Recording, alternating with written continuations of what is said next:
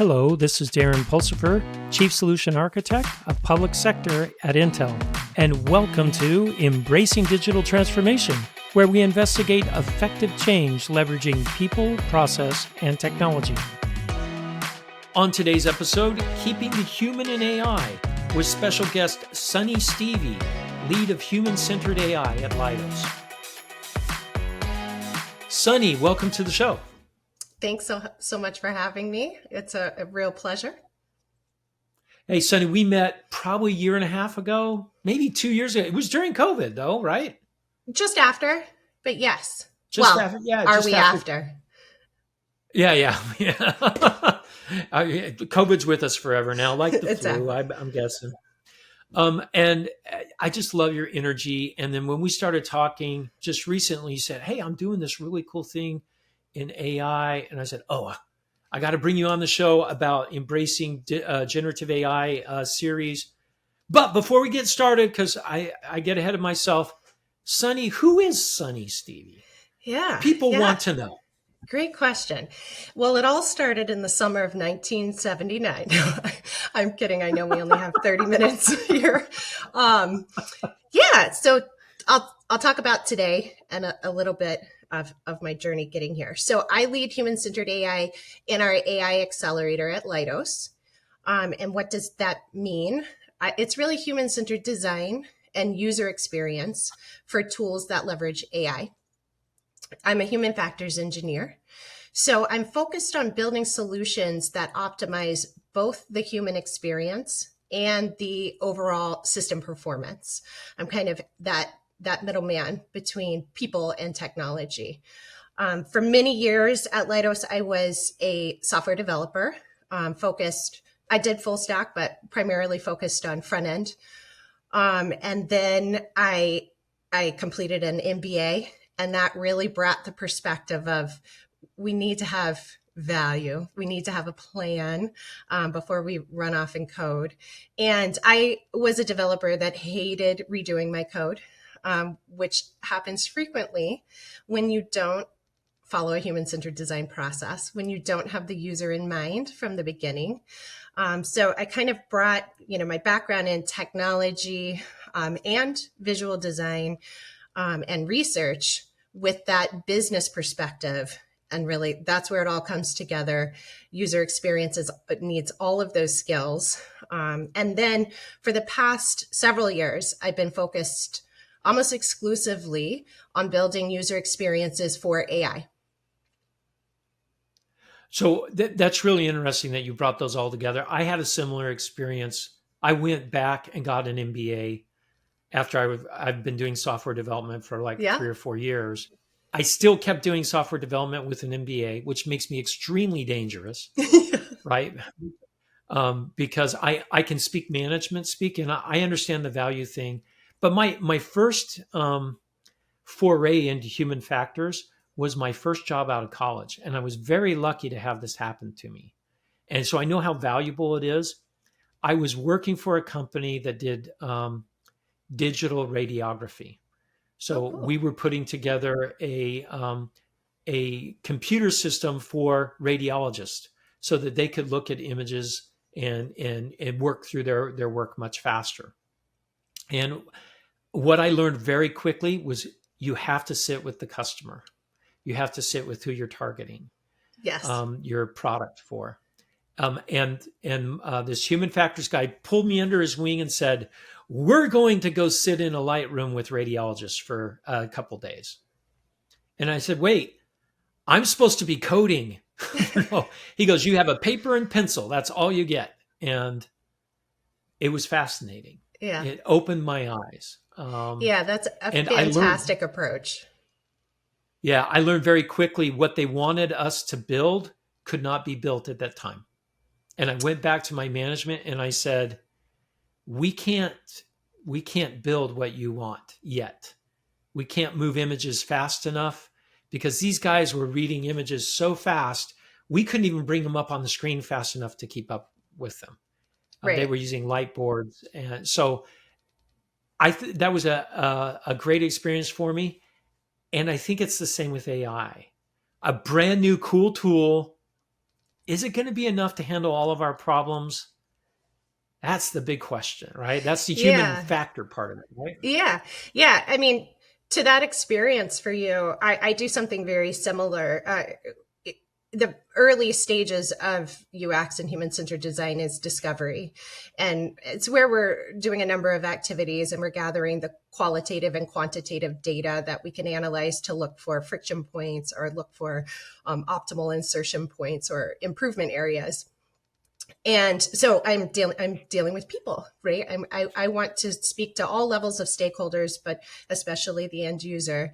And I bring in the developers in those early conversations, and it's so that they can hear without a translator. Right. I am a translator. I am a mediator, but I want them to hear it with their own ear so they can hear the passion. They can hear the frustration. And often, yeah, you're absolutely right. We might not be able to meet all of their needs immediately. And then that's where, because what's so important is building trust at that stage. That's where transparency and authenticity is really, really important. So I think that's fantastic that you had that experience so early on. And it is absolutely something that is part of my process as well. But to the question of So how are you AI, oh, go tying? ahead. Yeah, exactly. You were going there. How are you tying that to AI?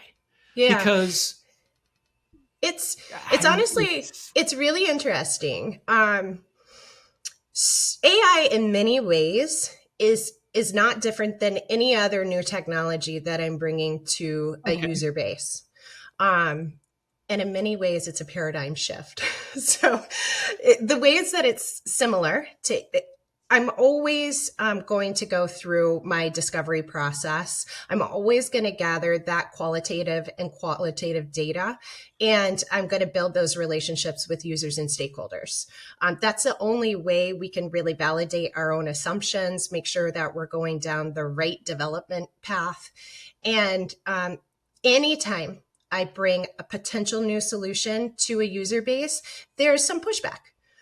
There's, humans we like our patterns, right? We like our Yeah, habits. we do. And so there's a little bit of change aversion, regardless of the technology. I'm going to have to build trust. I'm going to have to do a little education. I'm going to have to educate myself on the specific nuances of that user's workflow and value propositions. But the paradigm shift with AI is the level of fear I deal with and the level of trust. Interesting. Yeah, the trust hurdle is so high when we introduce AI. And that's what I found is it doesn't matter if I'm asking a user something very specific about a day-to-day task. As soon as AI is mentioned, it becomes almost an esoteric conversation because, of course, they're afraid of potential job elimination, right? Everyone is worried about that. What is this AI? Is it replacing me? But there's so many more layers of fear. There's, how does this new AI tool affect my team, my organization, my community, my nation? It goes higher and higher.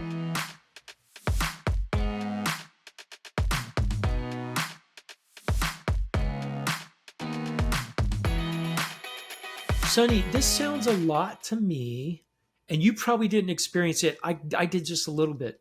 It sounds to me like the paradigm shift of email back in the 90s, I did not right? experience it.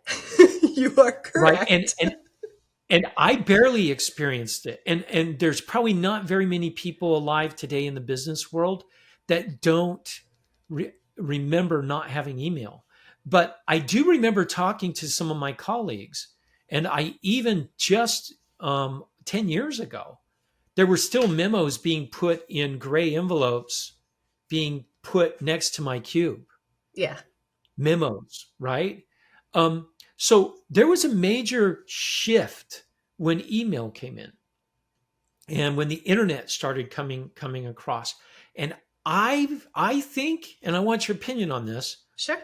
I think generative AI is that big that it could potentially cause the same kind of paradigm shift we saw in the 90s with the adoption of email at the workplace and at home. Do you see this similar thing? Yes, I definitely agree with you.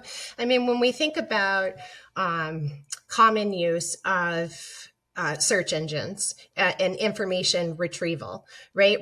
Right. We have a couple of great tools out there that everyone uses, and when you think about it, it's actually not a very intuitive or efficient way to get answers, right? What do Correct. we search for? We get a page or multiple pages of results. We still have to go in and sift through the information, validate what we're seeing. And so when you look at generative AI technologies, it's honestly more intuitive from a user experience perspective. There is pushback because we have to adjust our mental models, right? We're used to using the inefficient. Humans are fantastic at working with inefficiency. We're really great at becoming efficient in an inefficient world. Now, generative AI is actually more intuitive once we get there, once we shift those mental models, and even beyond. So, a real pet peeve of mine is hearing UX UI or UI UX with a slash. UI is a potential product of UX. It's just one of many. Yep. Of course, traditionally, we're used to using screens, but user experience has shifted to multi-experience, over the last decade. We have voice interactions, we have gesture, we have AR, VR. So I'm not only looking at how does generative AI affect the user experience on screens, but how can we now move to voice interactions so that maybe what we're doing on our screens is one thing, and we're doing that information retrieval through voice, as an assistant with us. So I'm just scratching the Well, surface, but yeah, I mean, obviously, with Alexas or Google Home or things like that, we're getting more and more of these voice interfaces. yes. But what I am seeing with generative AI is multimodal interfaces at the Hmm. same time, right? I can interact with it with my voice, and it can respond visually to me, Yes. Yes. or with text, or so all the user interface design principles I was taught early in my career go completely out the window Correct. with generative AI, because it's a whole new thing that is out there. But I want to bring out one point because you mentioned it earlier. Even though it's more intuitive to use, there's still a trust issue Correct.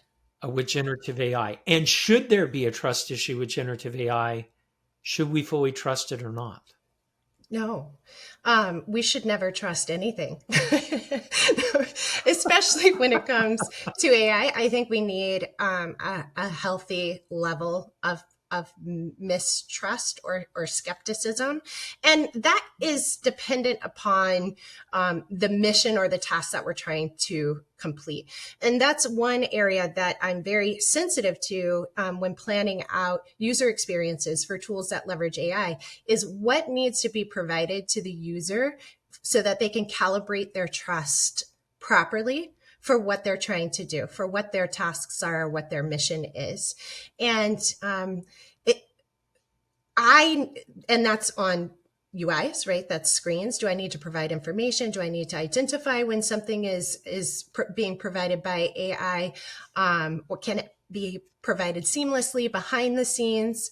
And so there's a lot of research I do in those areas. But in general, we don't, the technology is moving so quickly, and Yeah, it's yeah. changing. I mean, just even this year, it's changing so quickly that to trust implicitly, I think, would be dangerous.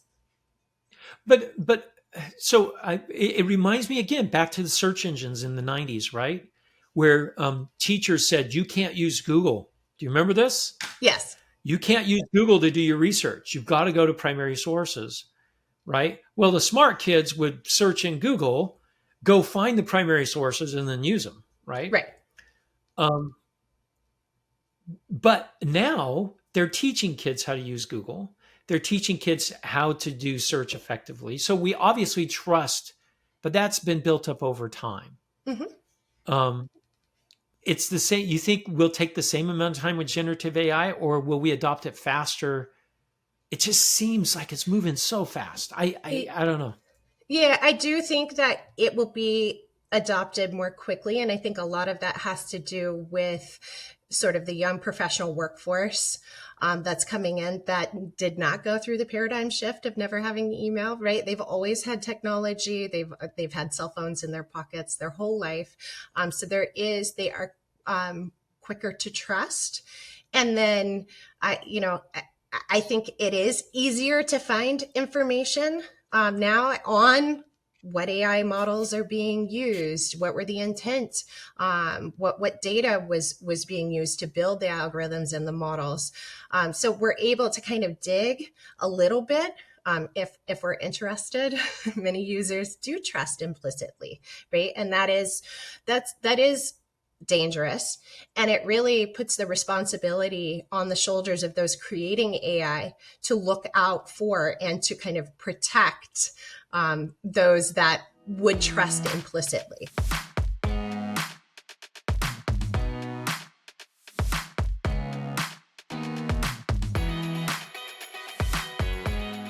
So I'm glad you brought this up. So what can I do? Let's say we're going to deliver a new capability to a customer, and we're going to use generative AI in parts of it and other parts. What sorts of things can I do as a product developer to protect the user from implicitly trusting the information that I'm getting? What sorts of things should I be? Because I still want them to trust my product, right? I want them to Right. use my product, but I also don't want to give them a false sense of data that's coming out of the. So, what techniques do you think we could use there? Right. I have no idea. That's why I'm asking. Right. Well, I mean, what's interesting, that's why I love my job, is this is all unfolding now, right? So there I isn't know. a, Yeah. Yeah. of course we can fall back on best practices and what principles work to build trust with users with other technologies, but again, there are new approaches that need to be developed. I won't touch on the technical side of things. I work with fantastic machine learning engineers and AI folks who think about things like data poisoning and spoofing and things like that. I can't speak to that, but from the human-centered I don't design, want you to. I want the human. right. I want the human factor here, right? Right. And I definitely don't want to lead someone down the wrong path there. From the human-centered design and UX perspective, we build trust through building relationships, through empathy, and through transparency. And so all along the way, before we're releasing a product, I have been engaging with users hopefully for months, letting them know these are the features we're thinking about bringing to you, right? And validating whether or not they're useful. If they use AI, I try to share as much as I can, again, teaming with my amazing AI scientists, consumable information. So I won't even touch AI explainability. That's not that we can't explain everything what is happening kind of in that black box, but we can explain our intent, what data we used, what we're hoping the AI does. And even on the screen, when I talk about if we're giving recommendations to a user to take an action, make it very clear that this recommendation is AI driven so that they can calibrate their trust there. Okay, I might need to dig in. And even providing things like, we suggest you do XYZ.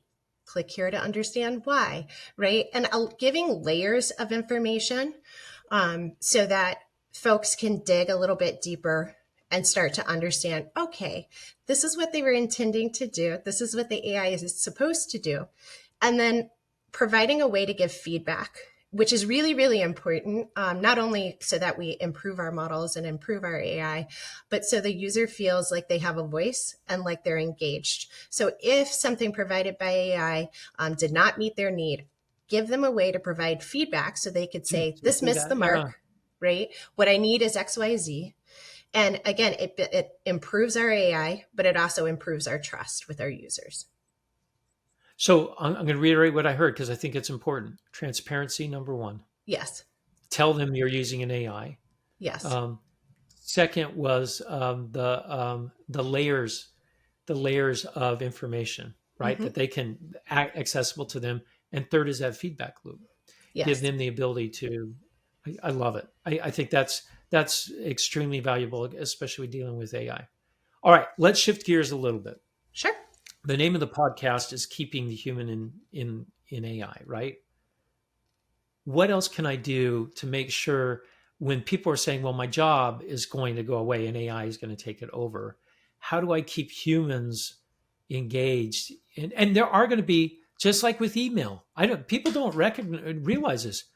There used to be typing pools at companies, right? People that all they did was transcribe what they heard on a recorder. That's all they did all day. Right. Those jobs don't exist anymore. So yes, there are going to be some jobs that go away, but how do I keep humans in the loop? So what techniques can I use if I'm concerned my job might be replaced? What do I need to do? How do I keep my humanity, I guess? Right. It's very valid. And again, I think we need help here. This is still a new area, but I can tell you, I'll share something that happened in the past that made me realize how important this is. So several years ago, I was working on a very cool technology that we were producing that we knew was going to be disruptive, a true disruption. It was going to impact the way work was done, the way work was assigned. It was going to have an organizational impact. And so very early on, because I follow proper human-centered design from the beginning, we started that engagement with users, like I described earlier, where we're kind of explaining what we think they need, allowing them to correct us, do that course correction, but also starting to kind of get them comfortable with these potential changes. And we did it through a number of different UX activities, surveys and interviews and observations, but we also did these informal brown bags. And it was kind of like, everybody bring your lunch. I'm going to show you some sketches, get your feedback. We're going to, show you what we're doing with our AI models and features. And I went in with real innocent expectations. And what happened was a real emotional explosion when it came to AI, and it was specifically about job elimination. So I had people yell at me. I had someone break down in tears. And I wear many hats. I am that, mediator and translator and negotiator, but I am not equipped for that level of sort of emotion. And I realized this is that true paradigm shift. And we need to have answers. When someone says, what are you planning for my role? And that's not always, as the ones developing technology, that's not always how we're thinking. Can't not thinking about necessarily that greater organizational. The is cool. Exactly. Yeah. And so, and we can't just think about the individual tool or solution. We have to be working with those senior leader stakeholders and make sure they understand this is going to potentially really change some of your roles. Like I said, how are you assigning work? How are you structuring teams?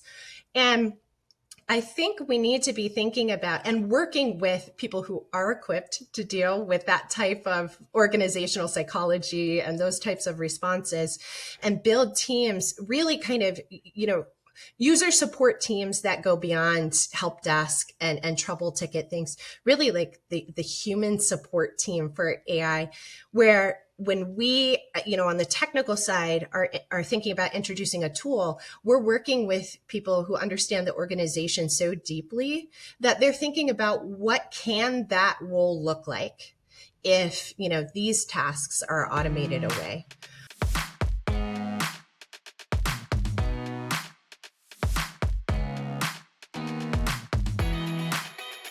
So couldn't I use a generative AI to do that for me? Potentially. Potentially. I am not opposed. I'm kind of joking, but I'm not joking because those are very complex. Anytime you're a change agent, which this is the center of being a change agent, you've got to understand all of the organizational dependencies and the cultural aspects of everything. It's very, very complex and hard for an individual to figure out on their own. And I've seen people starting to lean on generative AI on the best way to do that, which I think is funny. I'm going to use an AI to help me with my team whose job is being replaced by a generative AI. Right. Interesting. Absolutely interesting. I say we use any tools that are at our disposal, again, with that healthy skepticism.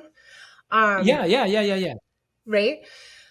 But another thing that's important is understanding that just because AI can do something doesn't mean it should. And so what I mean by that is not just on, how is AI changing our reality, not at that level, but even on the more granular kind of tactical level of one specific user's workflow. There may be tasks that are repetitive and seemingly mundane that would be ripe for AI to come in and automate. But I talk with the user in context to their whole workflow and goals and value propositions. So maybe by doing that task, they're actually deriving some sort of intrinsic value or insight that they use later in their workflow that's critical to getting to their goals. And so I have to, work across that whole workflow and say, AI could do this, but if we automate this task away, the user loses that insight. So if we're going to do it, how are we going to give that user the insight they need? What is the alternative approach? Right? See, that's really interesting because a lot of times when we're only thinking of the primary job, not any secondary benefits or tertiary benefits of doing the job, which I think is critical, which you just brought out. I mean, that's pretty insightful. Yeah. There's a whole lot more that we can dig into in this space, but we're out of time, which really stinks. It goes by so fast when we're passionate. It does. So one last big question then. Yes. What would your advice be to workers out there who are feeling like my job is gone? Right, generative AI is going to replace it. There's no need for me to be here anymore. What do I do? What would you suggest to the worker? Yeah, I mean, I look at it because quite frankly, there are a lot of tasks I do as a UX professional that I wish were automated away.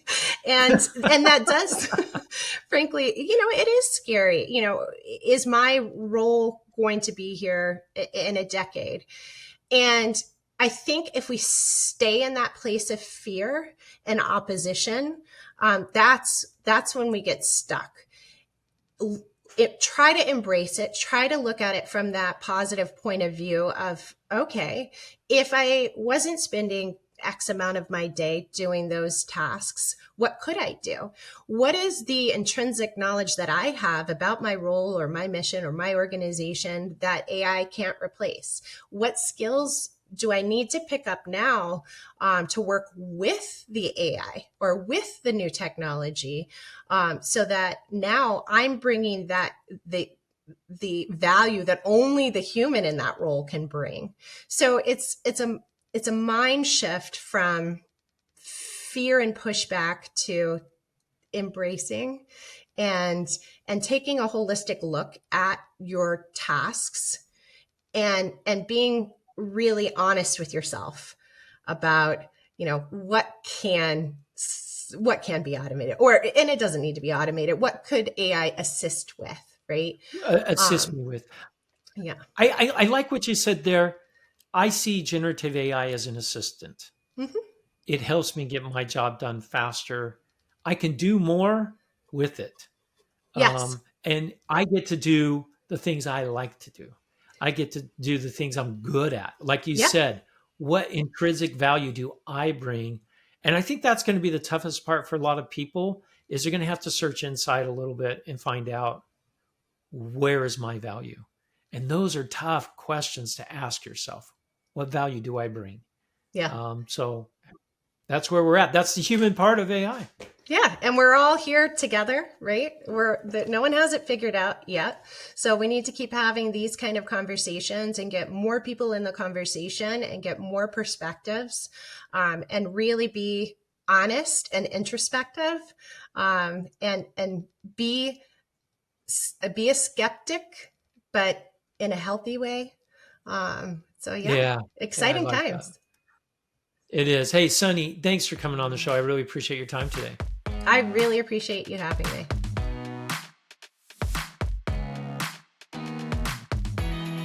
Thank you for listening to Embracing Digital Transformation today. If you enjoyed our podcast, give it 5 stars on your favorite podcasting site or YouTube channel. You can find out more information about Embracing Digital Transformation at embracingdigital.org. Until next time, go out and do something wonderful.